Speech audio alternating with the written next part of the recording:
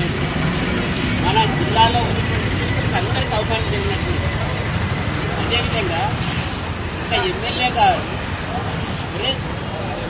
గంజాపడతా నీకేమనంటే తిరిగి అంటే నీకేం ఉంటుంది. అదే నీ ఒక రెడ్డి అనే పదంతో నీకు ఉండే జనాభా ఎంత ఈ జిల్లాలో బీసీల జనాభా ఎంత?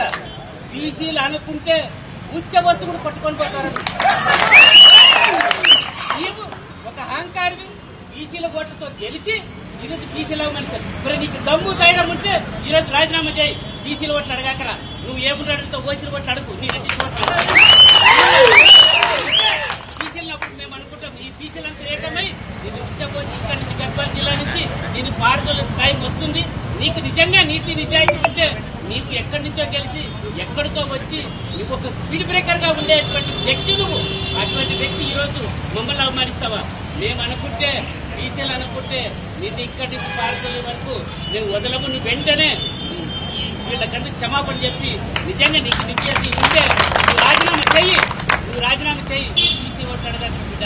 నువ్వు ఏమడుగుతావు? ఓసీ ఓట్లు అడుగు. నువ్వు బీసీలు అడగాలి, బీసీ ఓట్లు అడుగుతావు. నేను ఓసీ ఓట్లు అడగమని ఈ సభాముఖంగా చెప్తూ ఇక్కడ ఉన్నటువంటి బీసీలందరికీ ఐక్యతతో పోరాడతామని మరి మరి తెలియజేస్తూ రేపు మరి వచ్చే పరిణామాలకు కూడా ఏ విధమైనటువంటి కార్యక్రమాలకు కూడా బీసీలంతా ఏకమై నేను పారుదోస్తామని మరి మరి ఈ సభాముఖంగా తెలియజేస్తున్నాను. డిస్ట్రిక్ట్ గ్రంథాలయం చైర్మన్ ని అలాగే ఆలంపూర్ మార్కెట్ యార్డ్ చైర్మన్ ని వేదిక మీద పిలవకపోవడం అనేది వాళ్ళని అవమానిస్తూ జరిగిన సంఘటన వాళ్ళ బాధతో అక్కడ ఉన్న అధికారులను అడగడం జరిగింది.